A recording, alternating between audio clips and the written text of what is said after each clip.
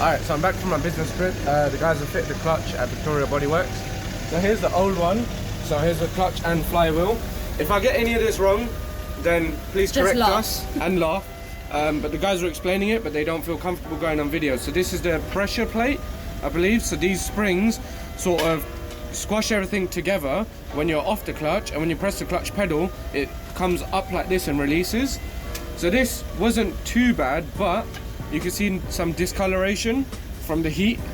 So it's generating so much heat because of all the extra torque that we put on. And I don't think this is supposed to be here. I think it's supposed to be a bit smoother, but I could be wrong on that. I think this is the friction plate. This looks okay. I mean, it's still got the markings. It's been worn, but it's not too bad.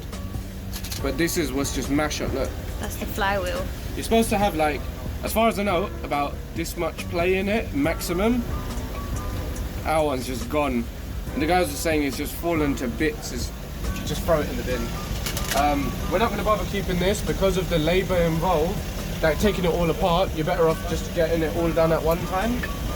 We have the new clutch in. The guys have taken it for a drive. They've said it looks okay. We're going to bed in the clutch for about 20-30 miles. We have a few car meets this weekend, so I want to get it bedded in and nice before the car meets. So the guy who was working on the car, Ronnie, he actually noticed that one of the poly bushes had sort of torn. I'm not sure if it's a poly bush or a normal one, but basically on the wishbone, it's sort of fallen in a bit. So we've been getting vibrations at about 80-85 miles an hour on private land. 85 and above, we get a lot of vibrations in the steering wheel and in the car. So he said that's most likely the cause.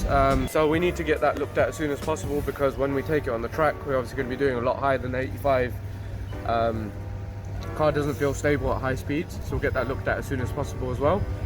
The clutch feels completely different. I'm not sure if it's just new, so hopefully you guys can see. So it's super light here, then it goes heavy for a sec, and then you push through and it's super light again.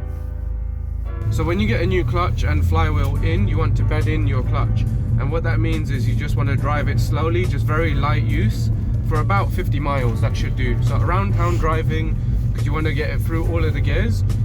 What you want to avoid is riding the clutch. So you don't want to go on your clutch and then slam your foot on the floor and sort of over rev it and ride your clutch, because then that obviously makes it sort of slip. It increases the chance of slipping.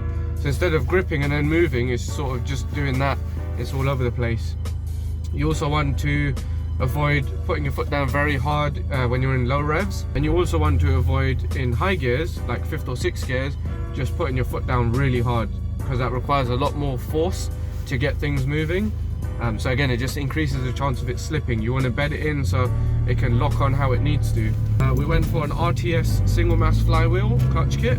So my first impressions are that there's a bit of vibration coming through. I'm not sure if that's just because it's brand new and just been fitted, or if it's going to stay that way. It's not a huge deal. It's not going to sort of make me hate driving the car, and it's much lighter compared to the Helix organic clutch kit. After a little while of driving it, I'm not even going to notice it. Let's put it that way.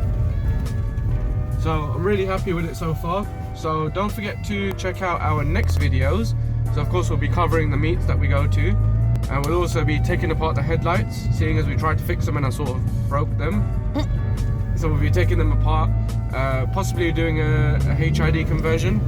So don't forget to check out these videos if you're interested. And if not, we'll see you guys in a bit.